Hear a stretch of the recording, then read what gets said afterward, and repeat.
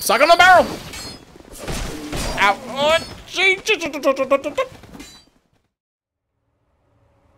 Perhaps you've seen it. Maybe in a dream. A murky, forgotten land.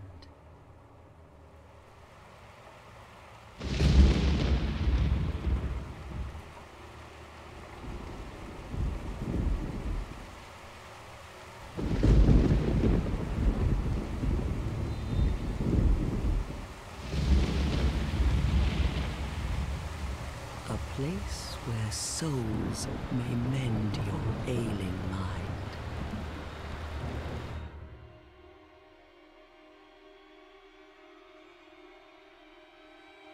You will lose everything. Once branded. The symbol of the curse. An augur of darkness. Your past, your future, your very light. Her face is melting. None will have meaning, and you won't even care. By then, you'll be something other than human. A thing that feeds on souls, a hollow.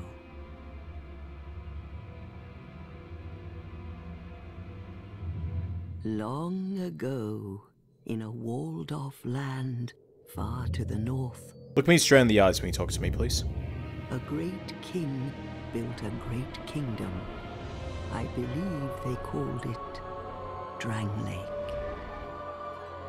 Perhaps you're familiar. No, how could you be? But one day, you will stand before its decrepit gate without really knowing why.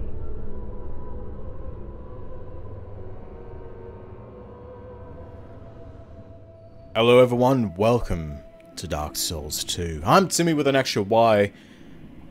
And I've been putting this off for just a little bit too long, because the last time I tried to record some of this, my microphone wasn't set up properly, so I didn't come through whatsoever. It was just literally game noise and me not talking, or at least it sounded like it.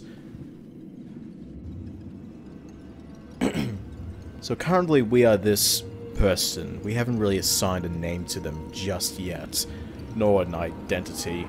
This is sort of the opening cutscenes that you get at the very beginning of the game, which kind of sets the tone and the setting of the game. Basically, you're just a hollow who is looking for something, an answer, really. The idea of this game, of the Souls series in general, is that you're trying to find a cure for the curse, which basically means that you cannot die. Now, although that sounds cool, because immortality is badass, every time that you supposedly die, you just come back. Like a moth drawn to a flame. And you slowly lose your mind. Your wings will burn in anguish. Time after time. And you forget everything. You forget who you are, who you came from, what? Where you came from, who your family is, everything you held dear to you. Your fate. And you become just a shell. Of the cursed.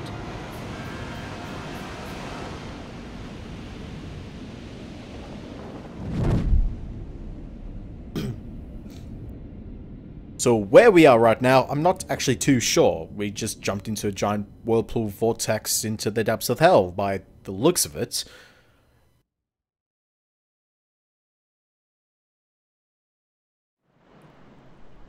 But really, we end up here. Supposedly, we just time traveled. Theoretically.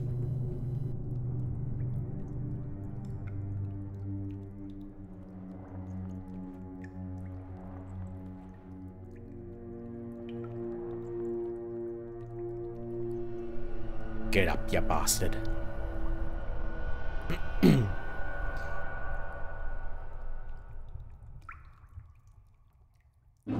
So here we are, things betwixt.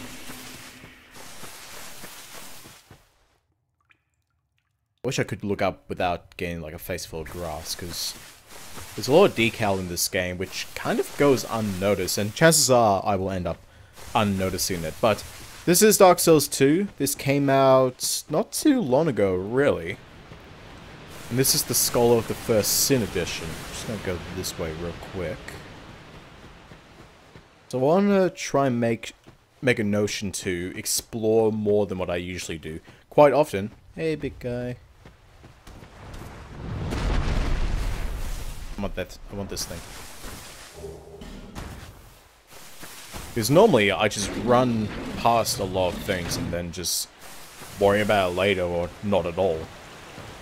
But I'll try to explore a little bit more. I am planning to do this 100%, meaning like I will... But that was... Oh yeah, there it is. Meaning that I will attempt to kill every single boss. And because it's Skull of the First Sin, I do also have all of the DLCs.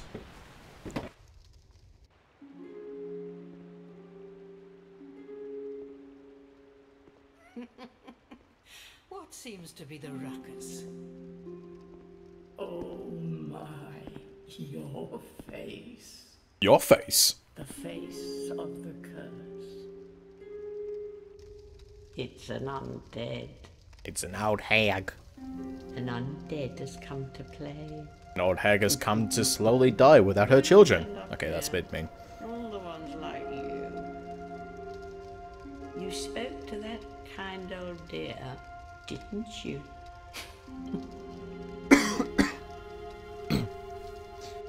You're finished. You'll go hollow. Yes, you'll become one of them. Hollows prey upon men, feast upon their souls. This is the fate of the cursed.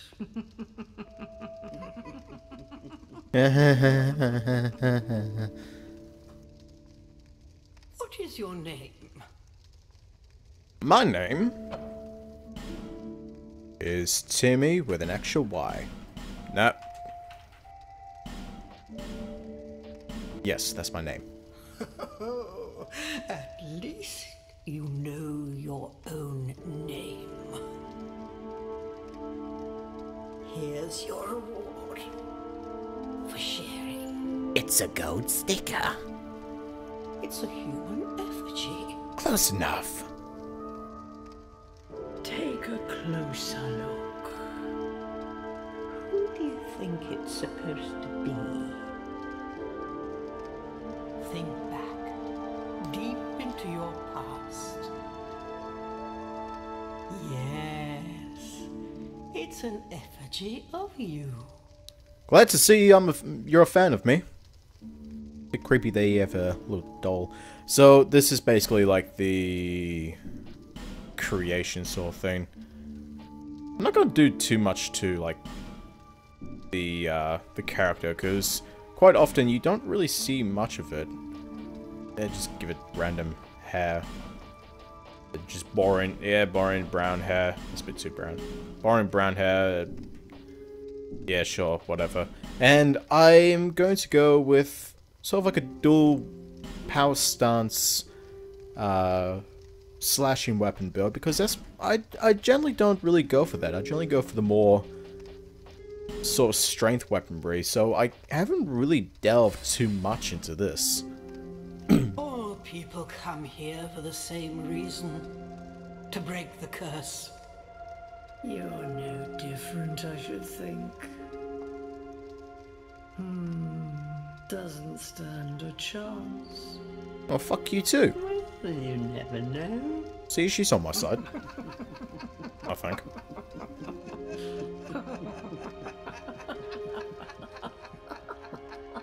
Go through the door and trot along to the kingdom. But remember, hold on to your souls. They're all that keep you from going hollow. Oh, I'll fool you no longer. You lose your souls. All of them. Over and over again.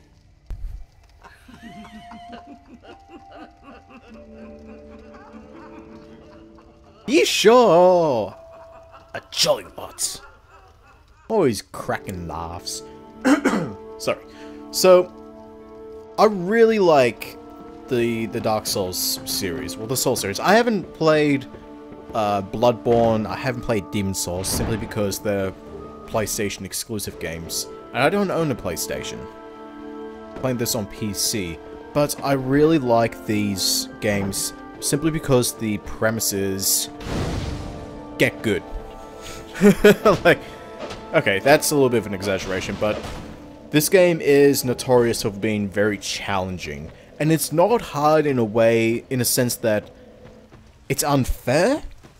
Like, you know, it's just RNG, you gotta make perfect inputs or you just fail, start the level over again. It's not a rage game. Like, it's not a game intended to make you rage.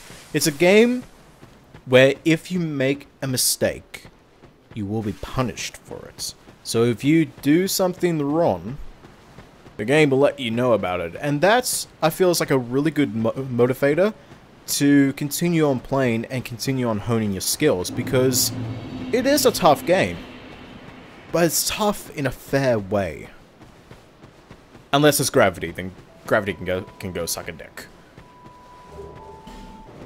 Currently, well, at the time of recording this, I'm still doing the co-op playthrough with Link's clone on Dark Souls 1. But I thought I might as well do some solo play while I wait for him to, like, you know, me and him to organize with each other to actually record. Are you the next monarch? Or merely a pawn of fate? Bearer of the curse, I will remain by your side when this frail hope shatters. Take this with you. May it ease your journey. Go on and see the king. He who made Drangleic what it once was. He who peered at the essence of the soul. King Vendrick. Has a beautiful water effect. So this is the Emerald Herald. She's essentially the Firekeeper. And I'm going to go ahead and equip that, because that's going to be important. Oh god, sorry I'm coughing so much. Like, I've just been coughing for so long, I don't even know, after all these years, if it's like a medical thing, or if it's just like force of habit. Because I used to work with insulation. The fluffy stuff they put up in the roofs, which has carcinogenics in it. It's not great for me. Pick up the thing. So, a difference between Dark Souls 1 and Dark Souls 2, immediately, as you may have already noticed, is the fact that you start off with 1 Estus Flask. Normally in Dark Souls 1, you'd start off with 5, and if the bonfire is kindled, you'd get 10. Whereas with this, it determines on whether or not you... Misery. For misery will lead you to greater, stronger souls. You will never meet the king with a soul so frail and pallid. So, you... See? Shut up. Shut up. Is that here? Take my shard. However, Take my shard. So in this one, you have to find these shards of Estus Flasks. Give them to the Emerald Herald, and she will upgrade the amount of uses that you have. How she physically does it, I'm not too sure. Whether or not she, like, just restores it like a magical artifact, I have no clue. But it is very important, because that is basically your fundamental healing potion, and your life gems also heal you as well, but they do it not quite as efficiently. They don't heal as much, and nowhere near as fast. They're quite slow. One pet peeve I have with Dark Souls 2 in terms of the life gems is that later on, it is very easy to just gain an infinite amount of life gems. Like, there's a merchant that will sell you an infinite number of life gems, simply put. So you can just continuously spam them, and it's just like, okay, I don't really need Estus Flasks unless, like, I'm in a boss fight where I need healing straight away. So it's kind of like, what's the point? So I'm glad that in Dark Souls 3 they kind of like took that away. As far as I can tell, as far as I can tell, I haven't played much of Dark Souls 3. I'm really holding out. I'm trying to be... Okay. Can Holo just juke the hell out of me? Hello? I haven't played much of Dark Souls 3. I'm really holding out until I can actually record it, but I need to upgrade my computer a little bit. In particular, my memory needs to be upgraded, very much so. I didn't mean to sit. It's gonna respawn all the enemies. And my CPU could be a bit stronger as well. Ah, God. Early on Sanema. Such a bitch. So, as I mentioned before, I am going to be using slashing weapons. Ow. I'm going to be power stunting. And I thought it'd be... Ow, ow. Where did you come from?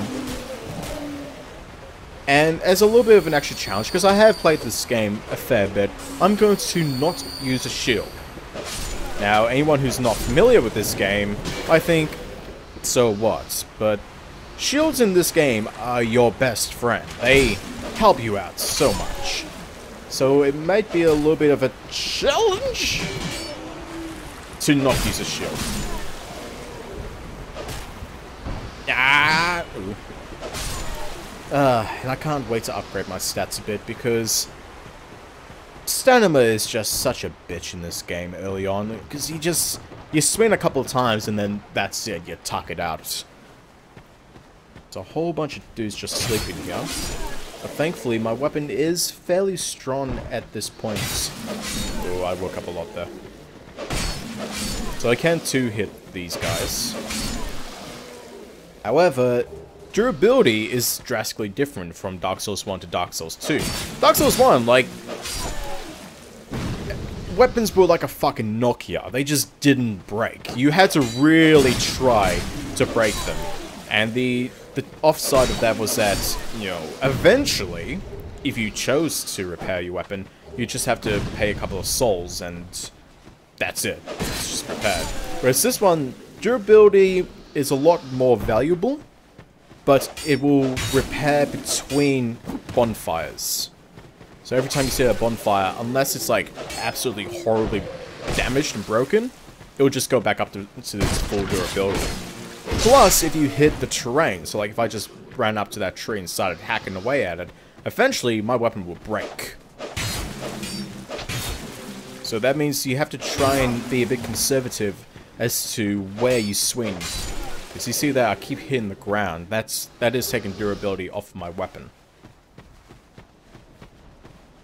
Let's pop a life gem. Now right now I can't power stance these weapons that I have. Hello. I always forget about that guy.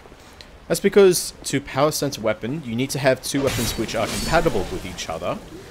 And you need to take the stat requirements for both strength and dexterity, take the highest requirement of either weapon, and then you have to have that plus 50% more to be able to power stance it. So, not quite yet. Can't power stance quite just yet. But once you do, it is kind of badass because you are essentially dual wielding in a proper sense. That was something that people were kind of sad about in Dark Souls 1. Was the fact that you could have a weapon in either hand, but they never really worked well together. It was just basically you can swing with weapon A or you can swing with weapon B, and there was not really any difference, except your offhand would swing maybe a bit slower. Or won't have like the full sort of range of effects in, you know, swing styles. Whereas this one kind of answers to that. Ooh, he takes 3 hits. You can see underneath my weapon, the one on the right, there's like a little red bar, and it is nearly gone. I'm gonna have to switch to my other weapon fairly soon.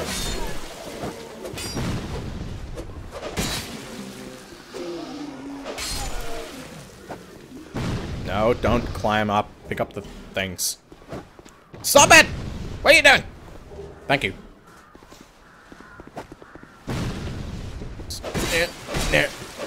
Come here. Okay, I totally didn't hit him, unless I actually killed him on the second swing. Oh, God. Insulation in my lungs. Buckler. That's a shield. So, I'm not gonna use that. That bastard over there is shooting at us. So, there's a lot of different changes. Most of them are fairly subtle, just, you know, slight adjustments to the game.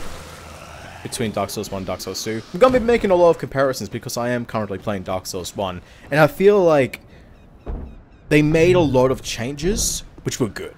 But there were some bad ones. Like I mentioned, you know, they put in the life gems, but they made it a little bit too easy to abuse. Because this lady...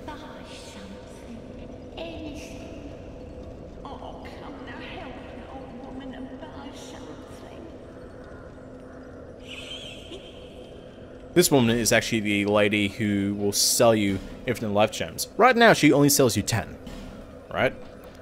But soon, once I pay enough money and talk to her and exhaust her dialogue, etc., etc. My name is Melentia. Melentia.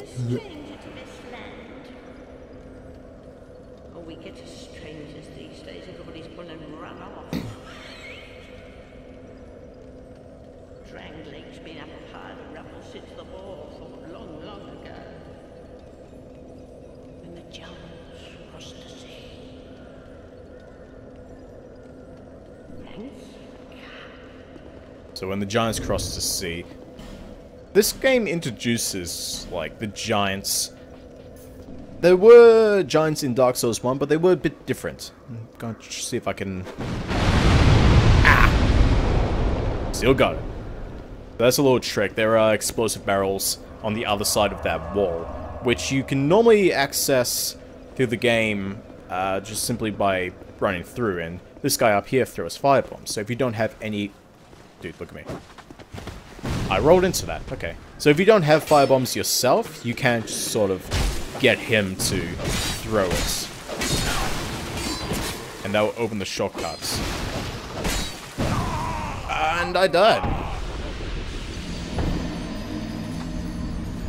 Dropped a big old fireball right on my head. So that wasn't pleasant, but as you can see, this place is still... This hole is still in the wall, and I'm stuck on the thing. He's gonna throw a firebomb! Or not, he's just gonna stand there. I forgot to mention that there is a upstairs here. And normally you would need a key to get through. But I say, fuck that. Ow! Where did you come from, bastard? Hello? Ah, swing! Got it. Ah, that's Crystal Lizard. They typically drop, well actually not typically, they always drop some kind of upgrade material, so it's handy to try and keep an eye out for them. If you don't kill them immediately, and they just run away from you and you don't hit them, they will disappear and you have to sit at a bonfire before they will come back, so you gotta be quick on them. It can be a little bit awkward to try and get them as well if your weapon doesn't really have a good downward swing that can hit them low on the ground. And from memory... Okay, no, it's just small white soapstone. Oop!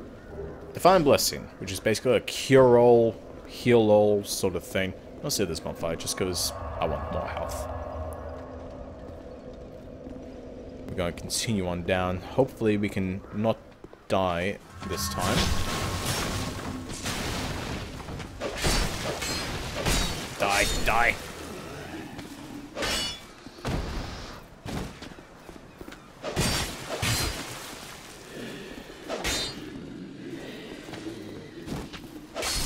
Gotcha.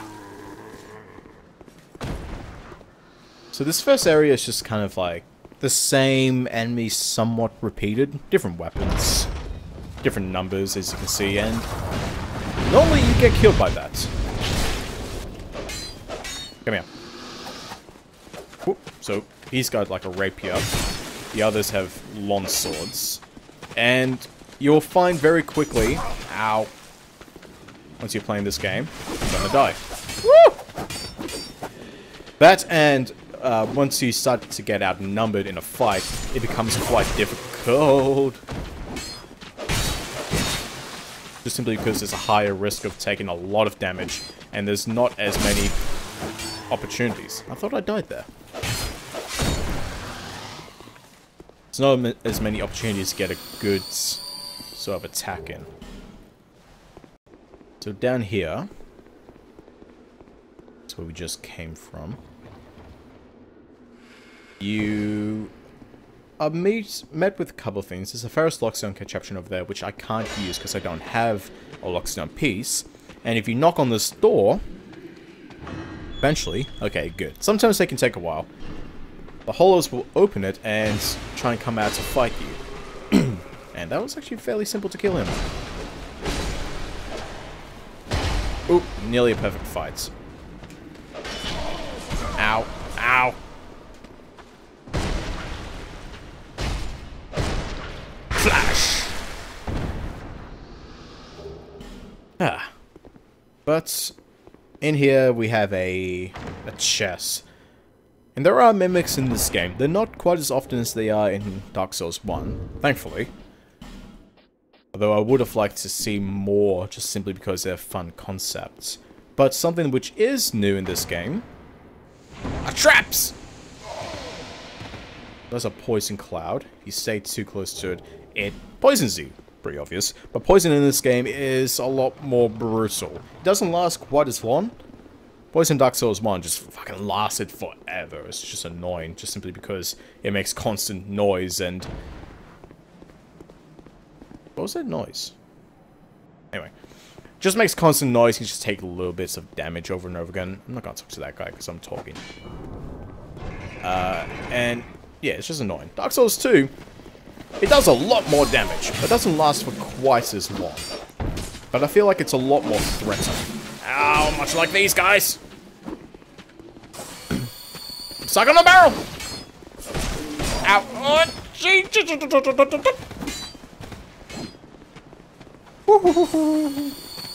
Alright, let's bottleneck these guys into here so they can't all surround me. Ow. Fuck you. Fuck you. Yeah. So, if you can make an advantage by, say, bottlenecking them so you can take on less at a time, you can go ahead and do that, because this game will punish you, so take any advantage which you can get. Illusionary Wall, I just came up here and pressed A. I'm using the Xbox controller because keyboard sucks on this game. In all the Souls games, keyboard just sucks. Just so bad. It's not intuitive, it's very clunky. I just don't bother with it. Hello. I see you managed to escape. We didn't talk before either. I wanted to warn you of the trap down the way, but you walked right past me. Yes, I did. Your lips aren't moving. My name is Pate. Hello. I journey hither and thither on a sort of treasure hunt, you might call it. Be careful out there. There's talk of unsavory bandits who prey upon travelers like yourself. Really? Oh. But you should take this.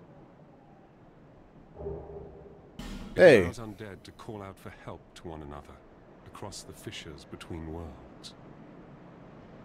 With luck, somebody will lend you a hand. So that allows you to do co-op. Good to see you. Good to see. Oh, you're not going to give me the ring? Normally he has a ring of thorns, I think it is. And yeah. So before I got the small white soapstone, and now he's giving me the normal white soapstone. The difference is that the small white soapstone, you stay in the game. Oop. I forgot I didn't have a shield. Ow. Ow. Stop it! Stop poking me! Yeah. The small white soapstone, you can't stay in the world for quite as long. So it is recommended to use the normal white soapstone. Oh god, coughing. Like a Pokemon. Now this is where slashing weapons. Okay. Oh no, it's doing pretty significant damage actually. Probably just because like it's a good weapon to start off with. for early on in the game. But normally slashing weapons are not that good against heavy armor like those Turtle Knights. Whereas striking weapons like maces and clubs, they fuck them up.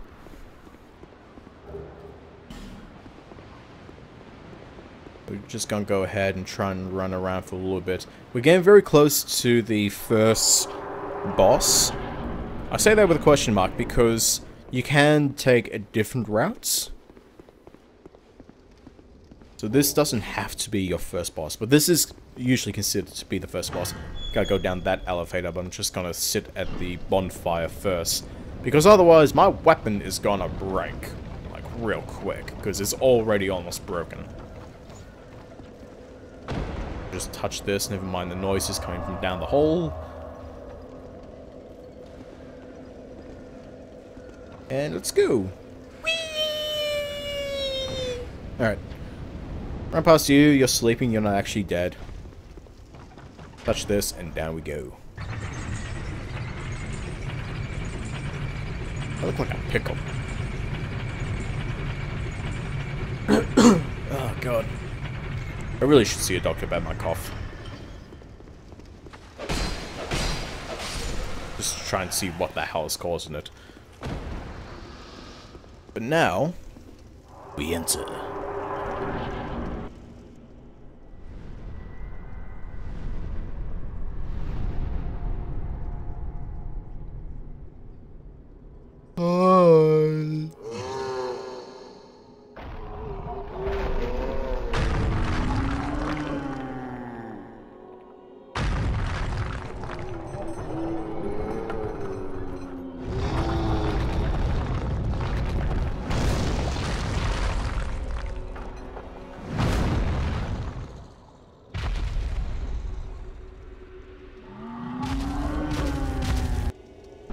But this is the last giant. You remember before, the merchant, the old hag merchant that we talked to before, she mentioned a war with the giants. And this is essentially one of the giants.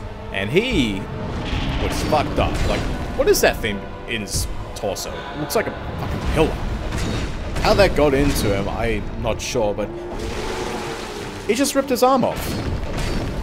He's going to use that as his club because reasons? The most dangerous thing really is his feet, because that's what that's what people usually get you. But I forgot how badass this weapon is. What even is this weapon? So give it a +1. It starts off as +1. Okay, that's nice to know. But that was fairly easy. So that was the last giant, and this seems like a good place to sort of finish off this first episode. So thank you for watching. Please like, comment, subscribe. Share this video with your friends. We're trying to get off the ground. Start of the YouTube videos is, you know... Let me rephrase that. When you first start making YouTube videos, I've been told it is very rough and very slow going. So, hopefully, we start to make a bit more momentum. But I'm Timmy with an extra Y. Thank you for watching, and I'll see you next time. See ya!